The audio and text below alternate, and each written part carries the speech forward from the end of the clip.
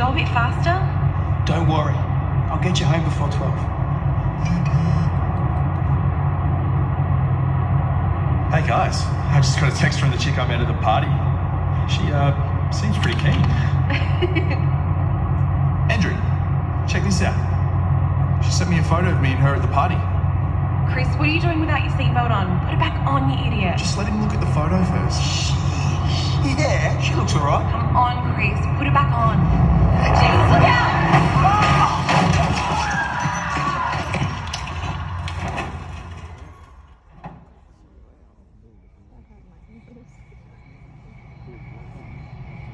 Oh, far out! That's Andrew's car! Oh my god. Oh my god, what the hell happened? Hey, What? Who's this guy? Hi. Andrew! Are you okay? Oh my god. Oh my god! Andrew, are you okay? Stay still. Hey, wake Are up! you, Oh my god! are you okay? Oh my Chris! god. Justine, come and look after Claire! Chris, Claire? mate, Chris! Oh god!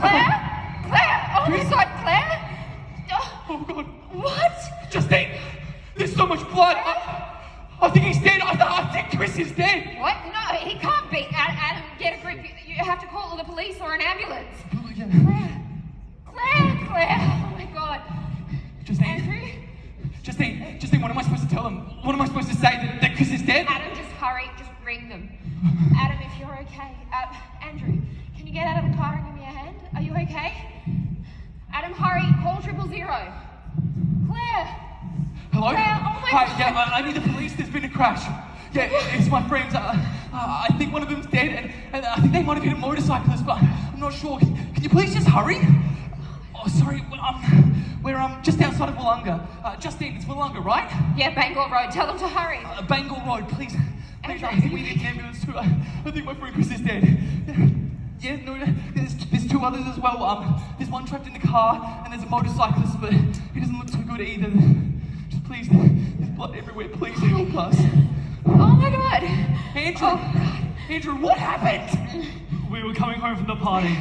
Chris undid his seatbelt, he was showing me a text, and the motorcyclist came out of nowhere. So quick, it was just a blur. Sorry, Claire, Sorry, Claire. no. Adam, I need some help with Claire. I can't, she's not breathing. I can't hear her breathing. Claire, wake up. Claire's trapped in the car, and because of her injuries, her head's slumped forward and her airway is blocked. She's lost consciousness. By tilting Claire's head back to a neutral position, her airway opens up again and she's able to breathe again. There we go. Hey, it's okay. You're okay. Claire, don't try and speak. That's the police, and they're here to help. There's an ambulance. We're gonna get you out of here, okay? It's alright, I'll get the cops right now, okay? I'm gonna go get them, alright? Hey guys, You're please, okay. please quickly over here, quick, there's a motorcyclist and my friend Claire's in the You're car, gonna be okay. but my friend Chris, I don't think he's breathing, and I don't know what to do. I have no idea what I'm supposed to do. Chris, it's gonna be alright, mate. Alright, the cops are here. I can't Stay feel a calm. pulse. What does that Doesn't look mean? good. I think he's dead. I'm really sorry. What? My friend Claire is stuck. Her leg is bleeding really badly. It's okay. Can you please It's get her okay. out? Calm down. I've got an ambulance coming. Are you okay? I just need you to calm down, okay? I can see you're trapped. We've got an ambulance coming, okay? Just need you to try to stay as calm as you possibly can for us, okay? Yeah, sure. As you've seen, the first emergency service on the scene, in this case the police, quickly went around to try and get a handle on what's happened. They also checked to see there's no immediate danger to people who aren't injured. The first rule of danger in a crash scene is to look after yourself, then look after people who are uninjured, then you can focus on the people who are injured. After assessing the scene, it's fairly obvious to the two police officers it's not going to be an easy retrieval of Claire, the girl trapped in the car. They've called on the radio for further assistance from the fire service.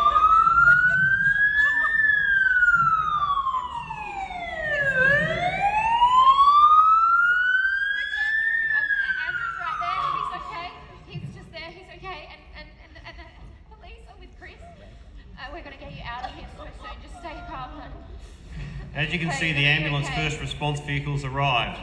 The first thing the paramedic does is to talk quickly with the police about what they've found and who needs the most urgent attention.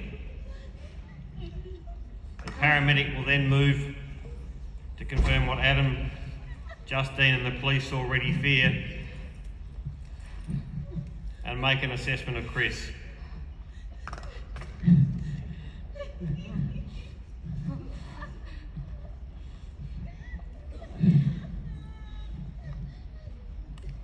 But sadly, the paramedic confirms that Chris is dead. Oh my God. They then need to move on quickly to attend to the motorcyclist and assess his injuries. He's sitting up, he's confused, he seems like he's possibly alright, although looks can be deceiving. The paramedic will now need to move on and assess Claire while they await the arrival of the MFS. They're bleeding really badly.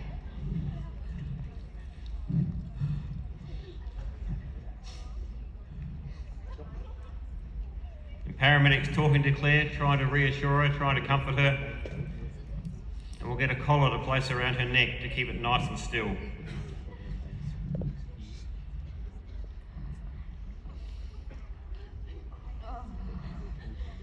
Oh, Chris.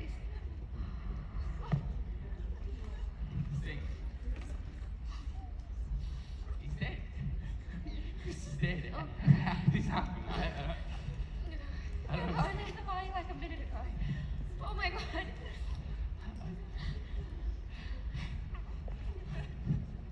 Guys, really, really sorry about this, mate.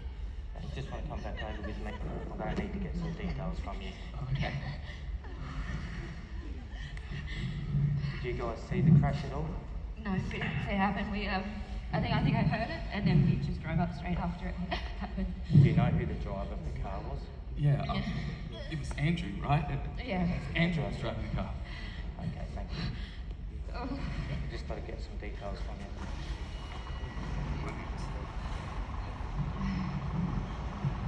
Justine.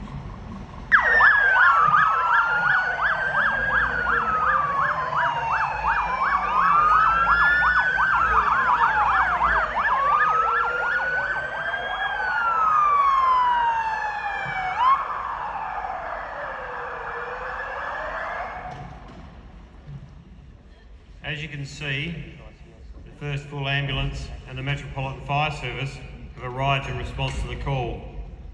The Metropolitan Fire Service respond to motor vehicle crashes even if there's no fire.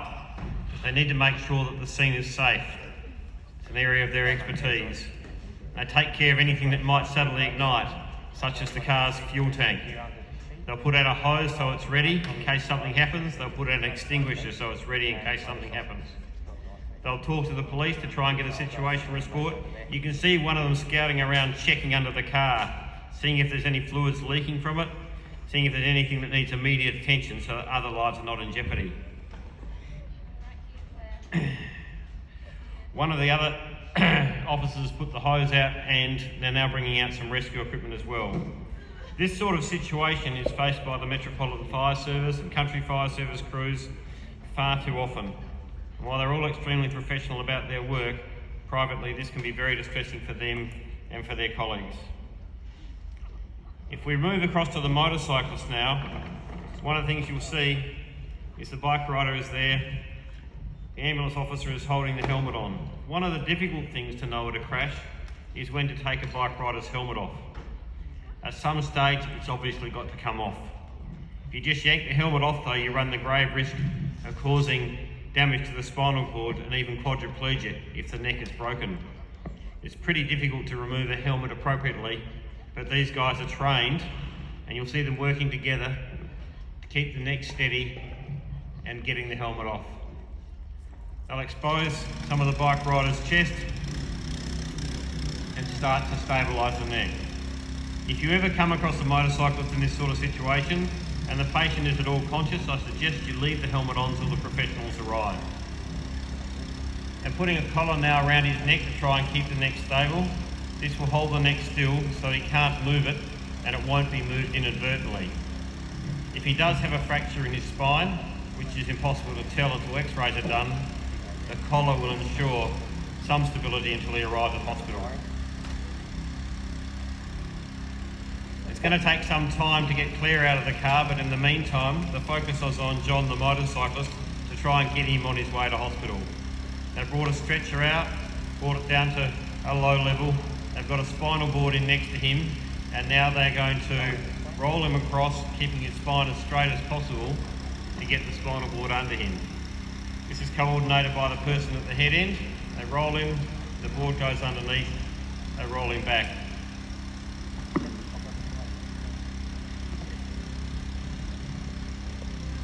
What they'll do is they'll try and grab a fourth person just to give them a hand with lifting, so there are four of them to lift so they can lift him safely.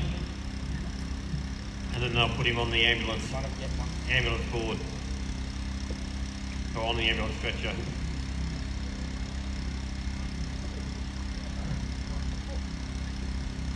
That's coordinated, and that way he gets safely onto the stretcher without putting his spine at any further risk. They'll log roll him again and slide the board out from under him. It's quite slippery, it's not safe to leave him on it while he's in the back of the ambulance. They'll then strap him onto the stretcher, they'll bring the stretcher back to full height, and John will be off to hospital. You'll notice there's a helmet on the ground near the foot of the stretcher. They will pick up the helmet and take that with them to hospital. That way the staff at the hospital can inspect the helmet to determine any impact or damage that may have occurred to his head. Helmets do a great job of protecting the brain, but motorcyclists are in this type of crash where the impact is so severe often end up in intensive care on life support. They may have cerebral hemorrhage or brain bleeding, which can cause delayed effects. And in this scenario, unfortunately, John the motorcyclist will die 2 days later in hospital. So now our attention turns to extracting Claire from the wrecked vehicle and also treating ambulance, the driver, for shock and an injury.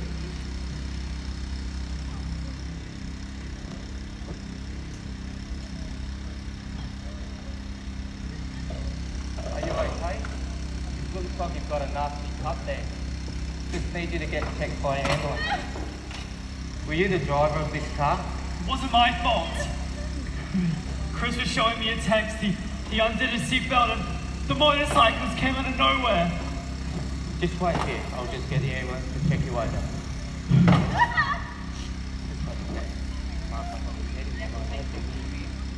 Okay, thank you. As you can see, the MFS has begun the extrication. They've got a white board and more than one that they're using to put around Claire to try and keep her safe from bits of breaking glass. They remove the doors, they put them some way away from the scene so that they're not a tripping hazard. They're using hydraulic cutters to cut through the top of the pillar that goes from the roof down to the bottom of the floor between the two doors. This will give better access.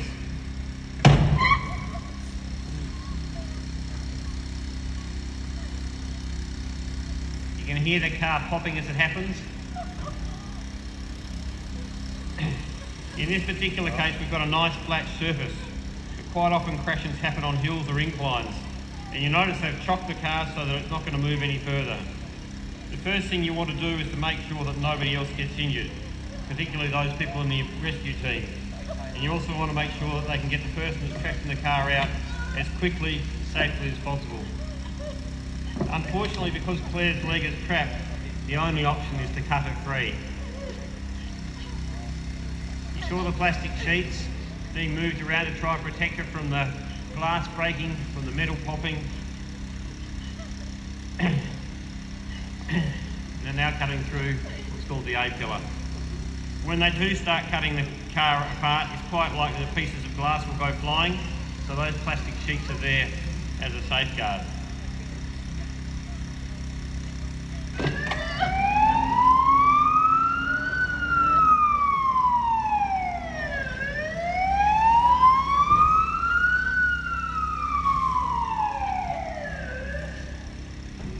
So a second police car has just arrived at the scene, and I'll talk more about that in a moment.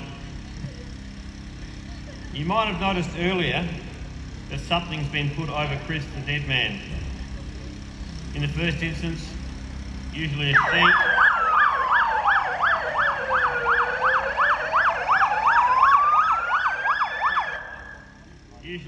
sheet or a blanket is put over the deceased.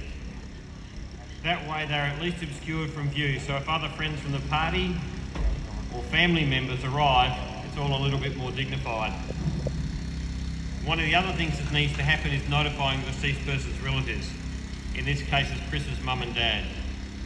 Brevet Sergeant Jason Chili, one of the officers who arrived first at the scene, is now on the phone to sort that out. Yeah. He's talking to one of his colleagues at the Christie's Beach Police Station to arrange a patrol to ascend Chris's address and give his parents the bad news. And let me tell you, this is the hardest job a police officer has to do. Now, the second police car that's arrived is from the Major Crash Investigation Unit. They attend all serious crashes, and it's their job to work out what has happened and why. What caused the crash? What could be done to prevent further crashes? And who, if anyone, is responsible? They get a briefing from the first police officers on the scene as to what has happened, and they start moving around gathering evidence from all the various witnesses and also physical evidence from the state of the bike, the car, and later from those who are injured. Are you seriously taking pictures? Oh my God, put your phones away. That is so disrespectful. You might have noticed that some friends from the party came across the crash on the drive home. It's not a good idea to take photographs of a crashed car and post them online or write a status update describing the crash scene and who might be involved. Think about the friends and relatives of the people involved in the crash.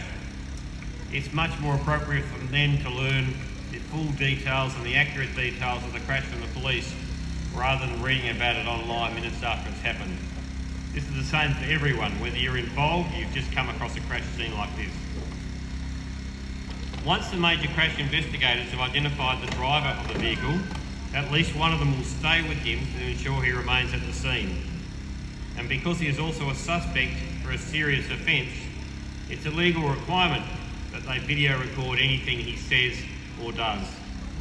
The camera will remain on him till he's charged at the police station, aimed right in Andrew's face. Now, the fire service is still working on cutting the vehicle. They've managed to remove 3 of the doors. Just removing the other door so they can get access to the roof. The idea is to try and get Claire out, keeping her spine as straight as possible. You can hear the popping and the crunching. It's kept to a minimum, but it definitely does happen. The car shudders as they cut the car apart. They all know what they're doing, but put yourself in the passenger seat for a moment and just imagine how terrifying this all is for Claire as the car is cut away around her. You'll see them cutting through the pillar at the back there, the C-pillar which holds the roof to the back of the car, and once they've separated the roof there, they've cut it away from the side pillars, they've cut through in front just above the windscreen, and that will separate the roof. They work together, they discuss what to do, they share the space with the paramedics who are keeping Claire informed. They're now going to roll that roof forward. This all takes time. They're efficient at what they do. I tried to just lift the roof forward, it wouldn't do it, so they're bringing a crowbar which they'll put across the top of the car and use as a hinge to fold the roof forward.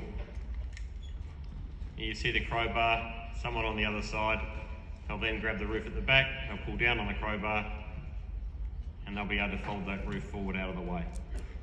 They've got a rope on it at the same time. Up it comes. You can hear the crunching and cracking.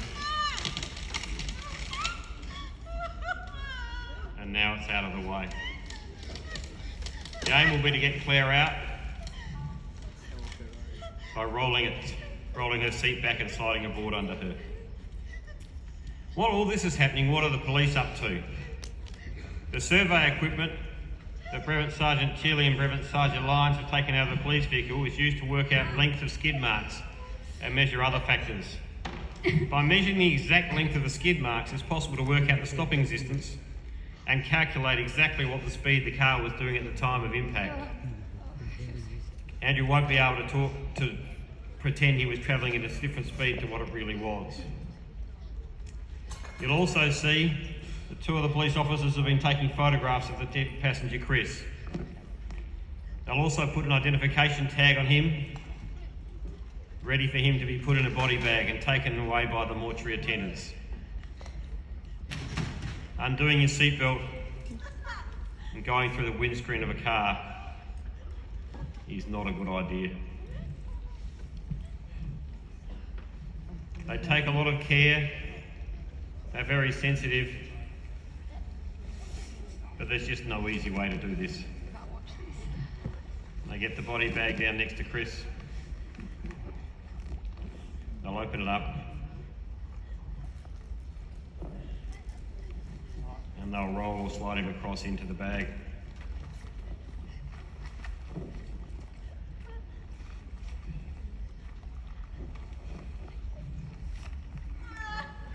And they'll seal it up. And sadly, this is how Chris ended his life, in a bag, about to be put on a trolley to go to the morgue. In this tragedy for Chris and his family, the only one reasonable outcome, Chris might become a tissue donor.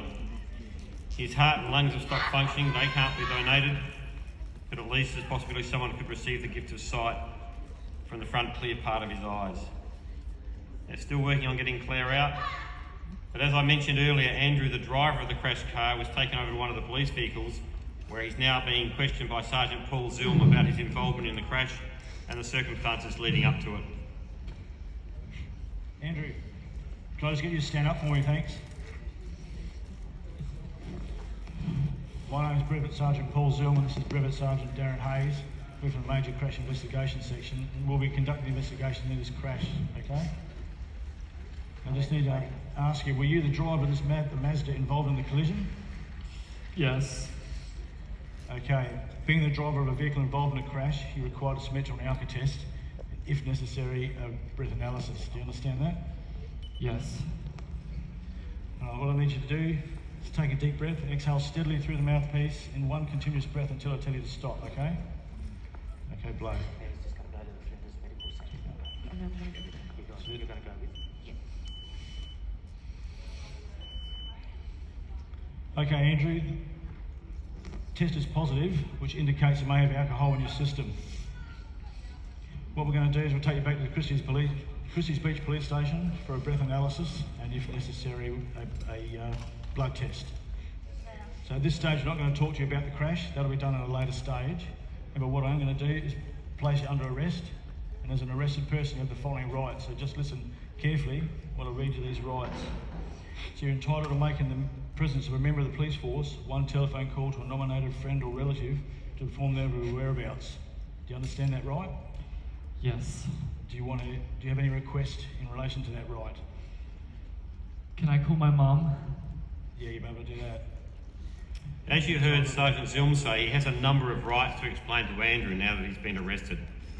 Those rights include Andrew's entitlement to apply for police bail once they're at the police station, and a warning that anything Andrew says will be recorded and may be used in evidence. He's also warned that the investigation may result in him facing serious criminal charges. Okay, Andrew. As I said, you're under arrest, so we're now going to go back to Christie's Police Station for the breath analysis. Just put your hands out. Andrew is now being taken to Christie's Beach Police Station, and as the arresting officer has indicated, he may be facing some serious charges. Here's a couple of other things to think about. Apart from the shame and grief Andrew and his family are going to suffer as a result of him killing his friend, Andrew may be facing a possible jail term. Not only that, but the insurance on his car is void. He will be up for some heavy costs for repairs to the motorcycle as well. He will pay for this emotionally and financially for a very long time. While all of this has been going on with Andrew, the crews have managed to extricate Claire. She's on the stretcher and she's being loaded into the car. At this stage, Claire will have been very grateful for all the painkillers that she was given while they were extricating her. You remember when Claire fell unconscious just after the crash happened? If Justine hadn't done that simple thing of lifting her head back into a neutral position to open her airway, Claire may not have woken up at all.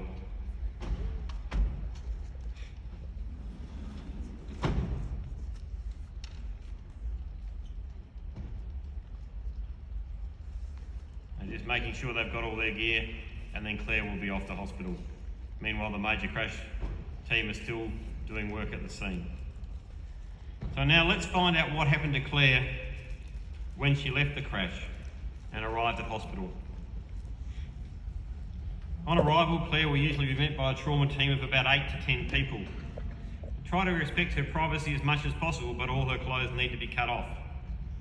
She's given oxygen, she's got a team of people all around her. It's quite scary. And it looks like she may have lost consciousness again. Some of her numbers don't look very good on that monitor. They're cutting the clothes off her leg. Look at the fractured leg. There's no easy way to do this without it being somewhat uncomfortable. They need to get a line in and give her some fluid. They've brought her on her side to examine her back, and they've also had to have someone insert a gloved finger in her bottom to make sure there's no internal bleeding. They've started fluid, they're giving her blood. Unfortunately, she's lost consciousness, so they now have to put a breathing tube in and put her on life support. You see the breathing tube go in, they're now taking over her breathing for her. And so we now move to the next stage. After about 6 hours of surgery, it's off to the intensive care unit where she'll be recovering for weeks. Then there's rehabilitation, and eventually, hopefully, she'll be going home, where it's likely she'll need continued support from a variety of professionals, as well as family and friends, for many, many months. I'd now like to invite Sergeant Paul Zilm to tell you about Andrew's journey.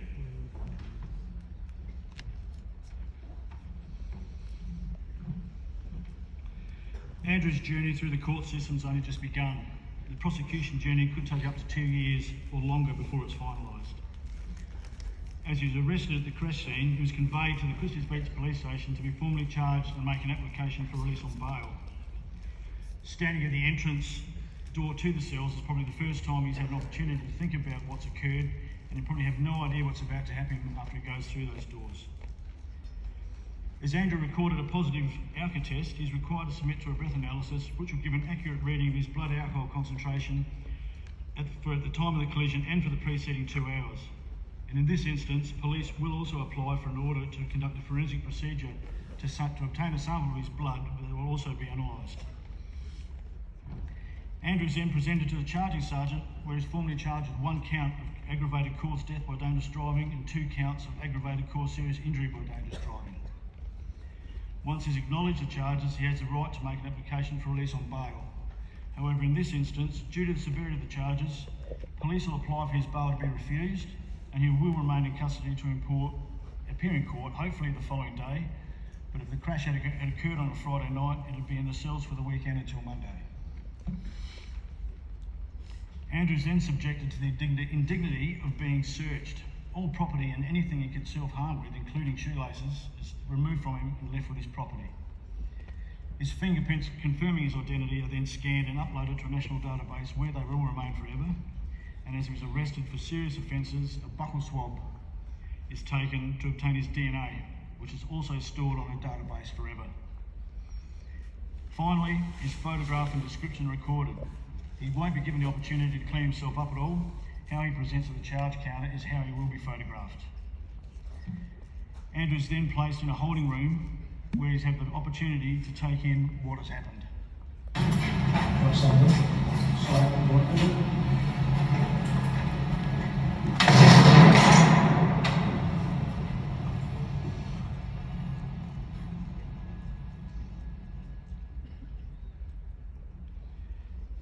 The motorcyclist involved in the collision also died later, and as a result of his death, Andrew was subsequently charged with a 2nd count of aggravated cause death by dangerous driving.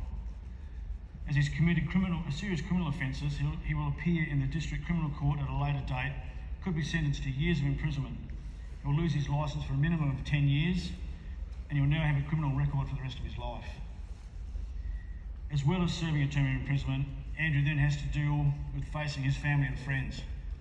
He'll also have to face the families of Chris and the motorcyclist, both of whom lost their lives as a result of his dangerous driving.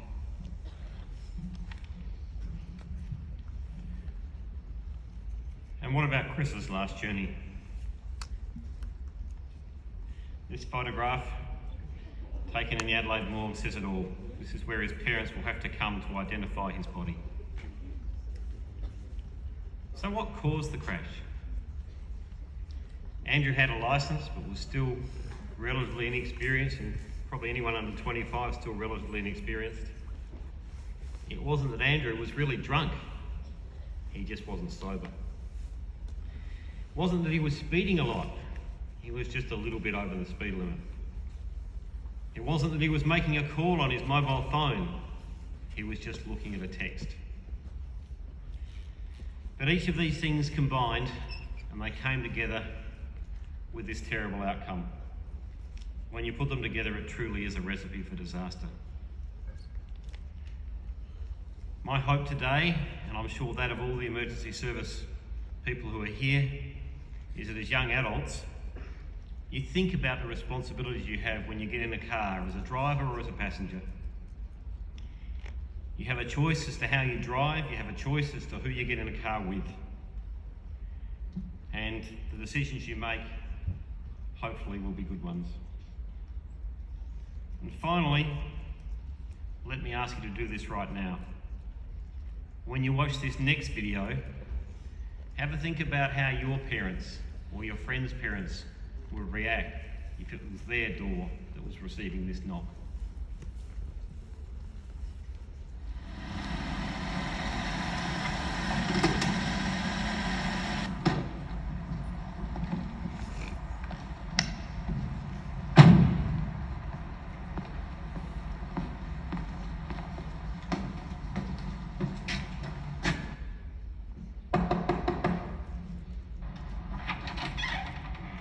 Hello, Mrs. Jones.